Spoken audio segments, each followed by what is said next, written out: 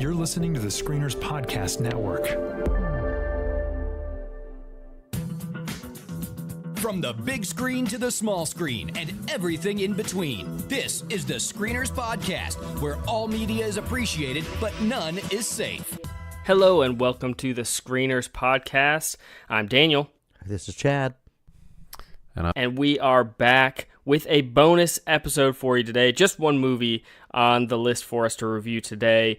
It's summer. You know what that means. There's so many movies out that we just have to crank out a few of these bonus episodes. So we've got some great content coming your way. We've hit some delays, some snags. Some Screeners family members had hospital visits. It's been a wild summer. But we are back to review some content for you today. Before we dive into our review, I want to remind you, as always, like us on Facebook, follow us on Twitter. We want to hear from you guys. We want to hear what you're watching this summer.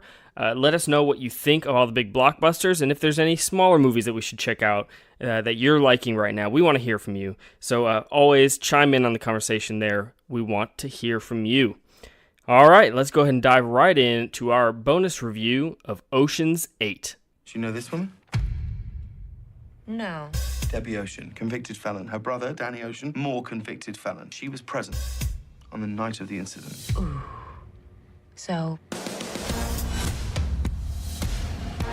you want to hit a jewelry store? not exactly. A diamond mine? Yes, that's exactly right. Or What? The Met.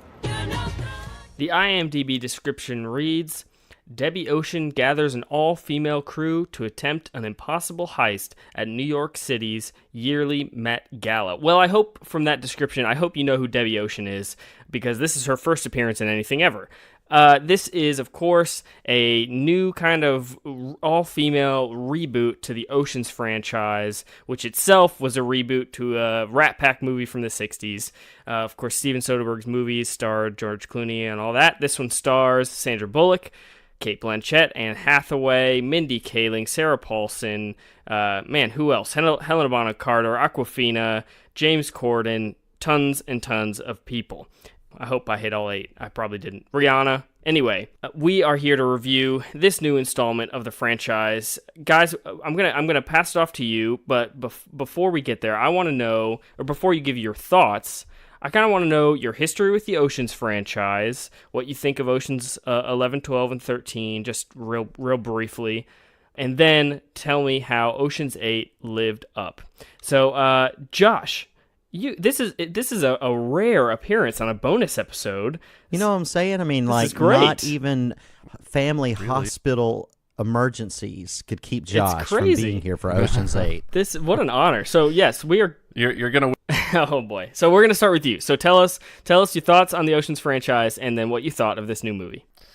We always start off these sequel things by asking about franchise history. And my history with the franchise is I wish I would have rewatched at least the remake of Ocean's 11 before going into this movie.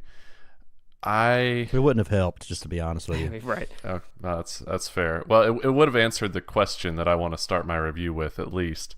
But then we wouldn't have had that to talk about. So you're right. It wouldn't have helped. My history, I have seen at least Ocean's 11. I saw one of the two others, and they are just running. There's only 3, Correct. right? Of the remake, the rebooted series. I think I saw 13. But I don't remember it at all. I remember Ocean's 11 being enjoyable, being clever, being kind of a twisty turn through the heist and all that. And so I was ready to like Ocean's 8 based on that. So I came into it with, I guess, a positive bias. That, and my wife and I don't get out to see movies a whole lot. So it was a choice between... At the time we had available either Ocean's 8 or Incredibles 2. And we were like, let's go with one that's a little bit more geared toward adults, and the that would be female lead Incredibles thing 2. is a good thing. Oh, see, every you're gonna spoil it, but every that came during and after that movie, it's essentially made us think, why did we not choose the other one? Because this movie there's nothing to it. There's no conflict that isn't resolved within like 15 seconds. They apparently couldn't find 8 pedigreed female actors, and so they had to move to musical performers as well. That's not to say there aren't some great actors in this movie, but they're not very well utilized. Helena Bonham Carter does a great job, I think, but outside of that, we kind of don't have much to hang a performance on. There's no script there, and it's just a bland beat by beat ride through nothing, and it's just literally Sandra Bullock explaining what happened throughout the entire movie, and it was not very enjoyable. And that is my history with this part of the franchise. And I'm sorry, because I wanted to like it. I wanted to have fun, but it just, no. All right, so no fun at all. This wasn't any good, says Josh. I guess it wasn't worth joining us for a bonus episode on, huh? Oh, it was worth it. It's definitely worth joining you. That's it. If anything, Ocean's 8 has brought Josh back to the show. Oh, beautiful. Only so he can leave again for the next 6 months. That's the plan. I put in my time. There you go. Just like Debbie. Chad, did you like Ocean's 8 any more than Josh did? And what is your history with the franchise? Well, we've talked about this on the podcast before, but Ocean's 11 is in my top 3 movies of all time. Not because I think it's one of the best 3 movies that I've ever seen, but it is so much fun. And for me personally, it's endlessly rewatchable. I think where it came up for me on our list, we were doing top 3 movies we could watch again and again and again, or something to that effect, and this one was my number 1. I've probably seen Ocean's 11 more than any movie that I've seen in my life. I just love it. I just love everything about it. And so I went into this one, Ocean's 12, like most people, I thought was just kind of okay to fair to not really good. And then I thought Ocean's 13 was a nice rebound. I enjoyed it, but kind of light. But Ocean's 11, I think, is fantastic. So I went into this with an open mind, and certainly, like Josh mentioned, a hope that it would be fun. I did think it was interesting that they called it Ocean's 8, thinking that it would probably start a trilogy, so you'd have 8, 9, 10, 11, 12, 13. And from the box office, it looks like that may be a possibility. I think it crossed the 100 million mark last weekend, so I think before it's all said and done, you're probably looking at a movie that's going to be in the top 10. Hopefully it'll land at number 9, because I need some box office wager points. But so going into this movie, I was really looking forward to it. My wife and I went and saw this movie, and very much like Josh, I just feel like there's just nothing to this movie. It barely feels like a movie to me. Now, my overall thoughts are, it's competently made. There are beautiful people in beautiful locations doing cool-looking things. And so on that level, it is at least, successful. I love the cast, more so than Josh. I think he threw a little bit of shade at Rihanna, but I thought Rihanna's character was fine. I thought she did a good job. I actually did like her character. Yeah. I guess it was more Awkwafina that I was okay, well, that's fair. She had about 2 lines. That is fair. Yeah, that's fair. So I really dug the cast overall. I like the dynamics of the team. But that's about all I can muster for positivity. So here's my overall issue with this movie. It lacks tension and it lacks stakes. Ocean's 11, and I don't want to make this a comparative kind of thing where we're comparing it to Ocean's 11, because that's not really fair. But one of the things that Ocean's 11 has that really works well in a heist film that this one doesn't is, number one, an antagonist. There's no antagonist in this movie, and that's a real problem. James Corden. Oh, yeah. No, but you like James Corden. Yeah, no. I like. Yeah. So there's no antagonist. Ocean's 11 had an antagonist that you genuinely rooted against, and a protagonist that you rooted for in that fight. This one tries to shoehorn in this kind of revenge subplot, but it doesn't really work. It doesn't really get a lot of time, and there's not enough time developing any kind of emotional connection to that specific storyline, so it doesn't work. And so when there's some sort of resolution to that, there's nothing there at all as the viewer. We also spend a lot of the time with the women just sitting around after the fact and seeing how things went down, but we need more time with these people in the creation of the plot, seeing how the heist is going to go down, and then more specifically how their individual talents and their unique skill sets could contribute to the heist. Essentially, and what Josh said is exactly right, it's essentially just Ocean sitting there telling everybody what to do, and then they do it, which leads to my biggest issue about the lack of stakes. At no point in this movie was I ever worried that they weren't going to succeed. Even through the heist, and I don't want to spoil it. I don't want to spoil anything here, but I think generally we kind of know what this movie is going in, so I'll try to keep it general, but there's no struggle. They just go out and do what they do, right? In my opinion, they really needed to confront some serious obstacles along the way. And then the enjoyment for us as the viewer comes from us seeing them use their talents and skills to weave their way out of a situation that seems unwinnable. This is set up at the beginning a little bit where we get an opening scene where Ocean attempts to return those items to the store, and then she uses a really cool way to end up stealing all that stuff. Those kinds of things are enjoyable, and after that, this movie doesn't do anything else that surprises us, right? We need to see the team doing those kinds of things to set up our expectations so that at the end, when they pay them off, we cheer and we're happy and it's just really cool, and there's just none of that. And then finally, the direction in this film is certainly competent, but outside of kind of the picture-in-picture framing and some of the box transitions that are trying to harken back to Ocean's 11, this movie feels very bland. I mean, with this cast, with the wardrobe at the Met Gala, with all of these things, this should just be crackling and sizzling just from a compositional standpoint, and it's not. It's just kind of, oh, okay, there it is.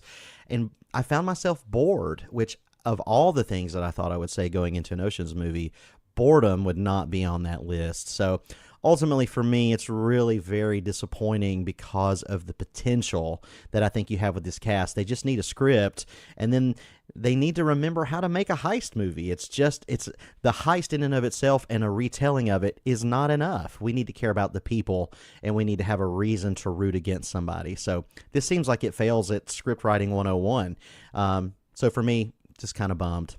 Okay, kind of bummed. Yeah, definitely lots of problems from Chad as well, but maybe the tiniest bit more positive than Josh, but not very much. He's just more eloquent. No, I think I liked it probably a little more than Josh. There were some fun. Okay. James Corden's always great. But he wasn't carpooling or karaokeing, so I don't know. It's a step down for me. So for me, the Oceans franchise is holds a place in my heart very similarly to Chad's.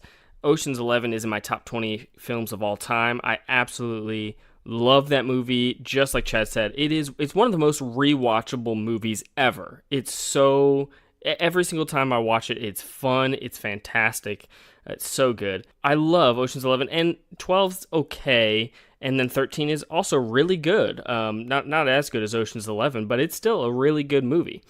So I really love the Oceans franchise. I watched them all again before seeing this one. It's such a unique film franchise. They feel so different from kind of any other action, comedy, light dramas. They just feel so unique. And so that's why I was so excited for Ocean's 8, because I wanted another installment, kind of unique thing. I was down for the all-female remake. Everything sounded great. And it delivered, I think, decently. I'm maybe the tiniest step above Chad. Maybe a little bit more positive than you guys. But again, not too positive. So first of all, I think the cast is outstanding. I think it was cast very well. I think all these ladies did a really good job. Even down to Rihanna and Awkwafina. I don't know who Awkwafina is. I guess she's a stand-up comedian. She annoyed me in the trailers, but in the film I thought she did an okay job. Sandra Bullock is always great. She's fantastic in pretty much everything. So I think the cast is really good, and Anne Hathaway really surprised me as well. She might be the funniest character in this movie. She did a really, really good job. And so overall, the cast is great, but as an Ocean's movie, it's okay. The plot is insanely weak. I agree with everything you guys said. There's not much of a story. It's just kind of a hey, you guys want to rob some stuff? And there's no tension, there's no reason for the heist other than just to do it. And that's not good enough. That's not entertaining. That's not interesting. There needs to be a reason. And so I agree with everything that you guys said. Chad was talking about how they shoehorned in some revenge that kind of came out of nowhere. It didn't make any sense. And it was almost kind of the exact same revenge idea that was in Ocean's 11, except done way worse. So the story was just really weak. I will say, I think overall for me, the cast is charming to watch them kind of just interact. Like there's nothing bad about those scenes. It's just kind of light for me. And so I think that their charm overrides the bland plot for me a little bit. It kind of makes up for it. So I wasn't upset while watching this movie. I was having a fine time. It's decently fun, just very light. My biggest issue with it, other than the plot, is I really missed the Soderbergh visual style. That's the beautiful thing about those three movies, Ocean's 11, 12, and 13. Visually, they are so unique and so interesting, and it's just effortless style. And this movie had just bland visuals. It's not bad. It was just so generic. It looked like any other Hollywood comedy from the 2000s. Bright lighting, bright colors, just very average. And it was just a disappointment. And it takes place in New York, where thousands upon thousands of movies take place, as opposed to the original Ocean's franchise taking place, or at least 11 and 13, taking place in Vegas, at kind of a more unique location. So overall, it just kind of took everything that was special about the first franchise and kind of removed them. Gary Ross, he's not a very visual director. He's a competent director, but not visual. He doesn't have a lot of unique style. And so this is a heist film. It needs style. It needs, like Chad was saying, it needs to crackle. It needs to sizzle on screen, and there was none of that. It didn't look bad, just average. So overall, this is a fine movie. I really don't think it's bad. I think there's some fun to be had in the heist. There's some nice twists that work decently well, I think, and there's some great characters, great cast, but just kind of okay. It's a fine movie and not much more for me. And there are a few things I definitely want to talk about in spoilers, but before we get to that, are there any other things you guys want to point out about Ocean's 8? Well, I mentioned earlier that I wanted to start my review with a question, and then I promptly forgot to ask that question. But luckily, you two answered it just fine, and that was relating to Ocean's 11. You're going to have to remind me whether Ocean's 11, it actually had conflict in it, right? It had a lot. Yeah. Okay. So really it had a love triangle. It had a bad guy, a good guy at the center, where you think and it also had, which I think Ocean's 8 played with it a little bit, and they just, exactly like you said, Daniel, they just didn't mess with it. They just kind of let it lie there. But they had the idea that all the people in on the heist thought this was just a heist when there was actually a personal motivation at the center, which really made it even that much more interesting, but not in this one at all. And there were problems that weren't pre-solved. That's the other thing. Because we could talk about Sarah Paulson's character and how she's just like magic. I think we should talk about that, because it is one of the neat things that they do, and I hate to keep referencing Ocean's 11 because it's an all-timer, but it's one of the neat things that they do in Ocean's 11 is you think you understand how everything happened, and then at the very end you get some twists where you didn't see that coming. And instead of them doing that here, they just kind of recite, and then this magic impossible thing happened, and then this happened. Right. But they didn't set any of that up, and so you can't enjoy the payoff. Yeah, that's the thing, and not trying to get into too spoilery territory here, but yeah, about 3/4 of the way through the movie, I said, this is it, isn't it? This is the whole thing, right? There was nothing interesting going on. It was like, oh, it's really this simple for them. Okay. And then they threw in a kind of a twist at the end that I think works. I mean, I didn't guess it, but I mean, I'm not going to fight you too hard on that one. But the twist surprised me, but it was also very boring in the execution. So Sure, but that is like the epitome of a Deus Ex Machina, where it's just like, and then, well, we can't talk about it till we get to spoilers, but yes. they just kind of said this happened. Yeah. Okay, well, then before we dive into spoilers, because we need to get there quick, let's go around, as we always do, and give our recommendations of whether you recommend people see this in theaters, whether they rent it, whether they stream it on a platform they already have, Netflix, Hulu, Amazon, whatever, or if they should just go ahead and skip this one altogether. Josh, we'll start with you. Well, I think you can guess with me it's either going to be stream or skip. If you're bored and it comes on Netflix or Prime for free in 6 months or whatever, sure. But otherwise, just see Incredibles 2 instead. Don't make the same mistake I did. Have you even seen Incredibles 2? I have not. I'd like to. So you're recommending that over this one blind? Yes. Just completely sight unseen. Wow. All right, Chad. I actually, this is not, oh man, this is a tough one for me. On a scale of 0 to 5 stars, I think this is solidly a 3-star. I think I'm in agreement with you, Daniel, that the cast itself overcomes a lot of the deficiency everywhere else, so it's worth watching. It's definitely not theater worthy, in my opinion. I would say if you rent this, $4.99 or $3.99, something like that on iTunes, that's probably the right spot. I think you would enjoy it because there are some good things. Just don't expect to be, too moved one way or the other. Yep, and I am fully in agreement with Chad. I think. Yeah, obviously, if you have MoviePass, go check this out. It's not a waste of time. It's not awful. But instead of buying a movie ticket, if you don't have MoviePass, I would definitely rent it. I would say this is the third best of the 4 Oceans movies. Do you think that's an accurate statement, Chad? Yeah, it's better than 12. Yeah, but it's not as good as 13. Yeah. I've heard a lot of people compare this as kind of equal to 13. I disagree with that. Yeah. I think it's a significant step down from 13. Yep, I'm 100% with you. All right, well, let's dive right into what made it so bad in spoilers. The first rule of Fight Club is you do not talk about Fight Club. Well, you look nervous. Is it the scars? You want to know how I got them? There's so many places it would never occur to Hawk to hide. However, the reason the Führers brought me off my Alps in Austria and placed me in French cow country today is because it does occur to me. Because I'm aware what tremendous feats human beings are capable of once they abandon dignity. And in the dream, I knew that he was going on ahead. He's fixing to make a fire somewhere out there and all that dark and all that cold. And I knew that whenever I got there, he'd be there. Then I woke up.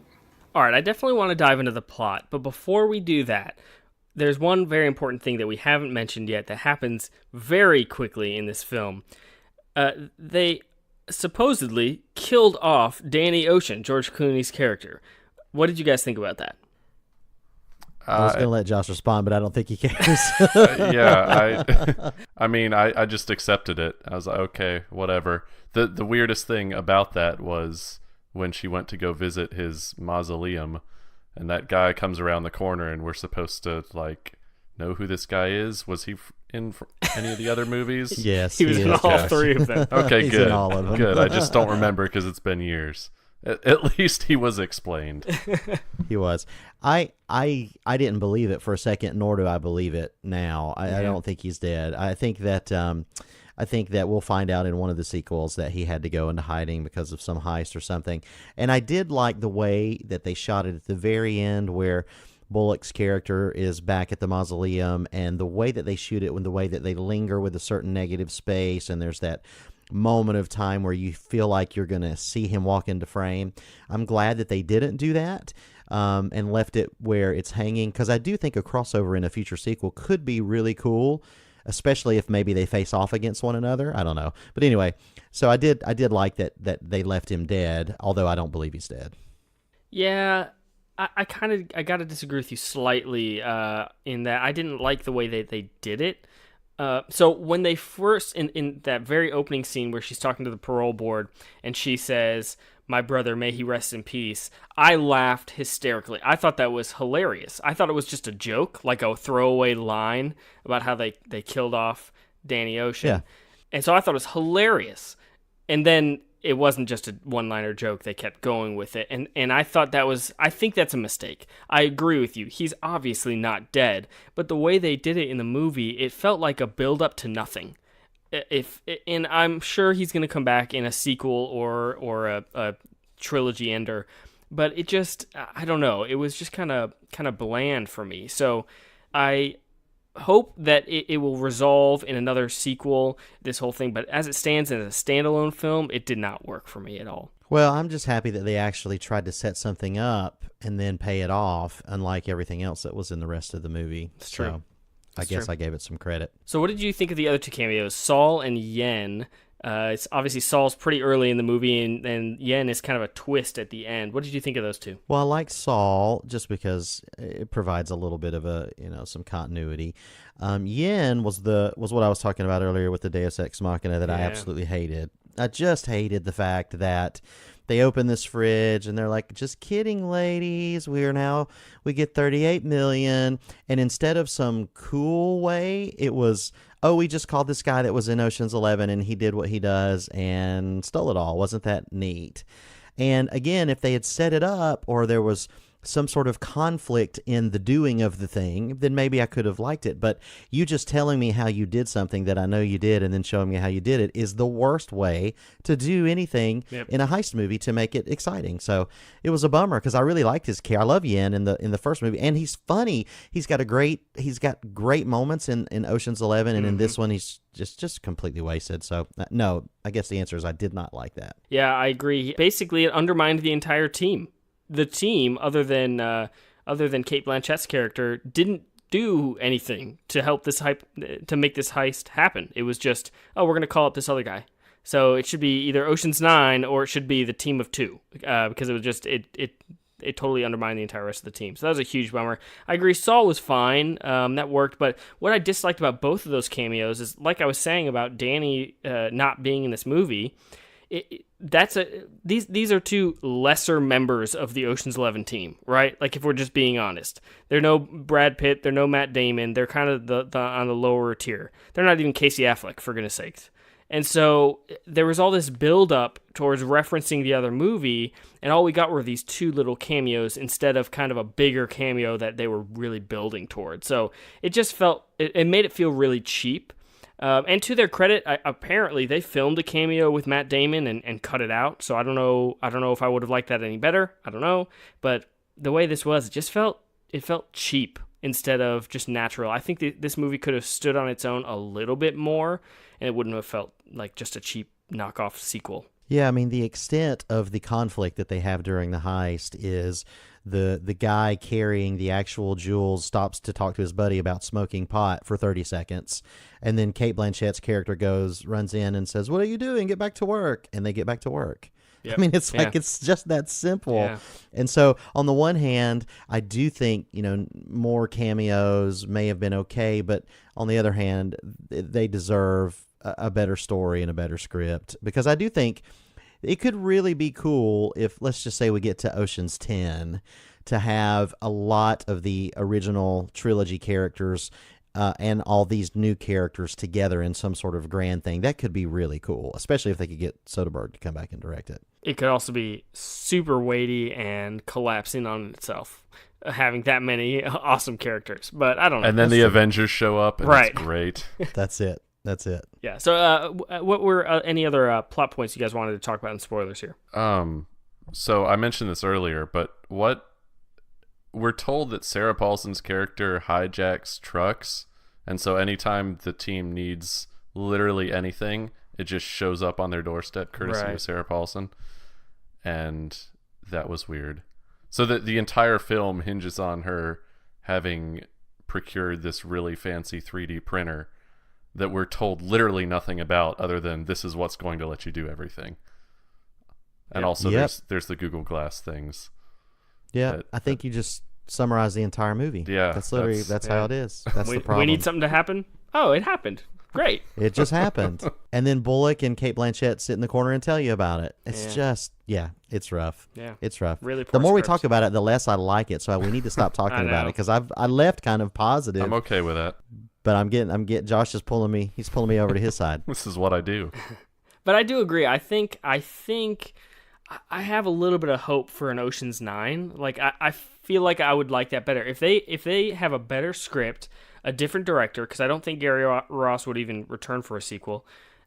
Then I think this could be something interesting. I'm not opposed to a sequel, which is very interesting. Usually when there's a crappy first installment, I'm totally not on board for a sequel, but it's not that way here. I love a good heist movie, and there's so much potential.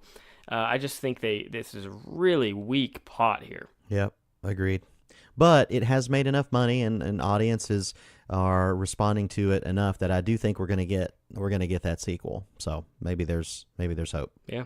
All right, well, that was a very simple review of a kind of simple movie. Thanks for joining us for this review of Ocean's 8. We hope you enjoyed it. We hope you enjoyed the film more than we did. Let us know what you thought of it on Twitter, on Facebook. We want to hear what you guys are watching and what you're enjoying. And join in the conversation there. All right, join us next time for our review of Jurassic World Fallen Kingdom and Incredibles 2. We'll see you then. And that's a wrap. You've heard what the screeners had to say. Now you be the critic. Head over to screenerspodcast.com and let us know what you think. See you next time.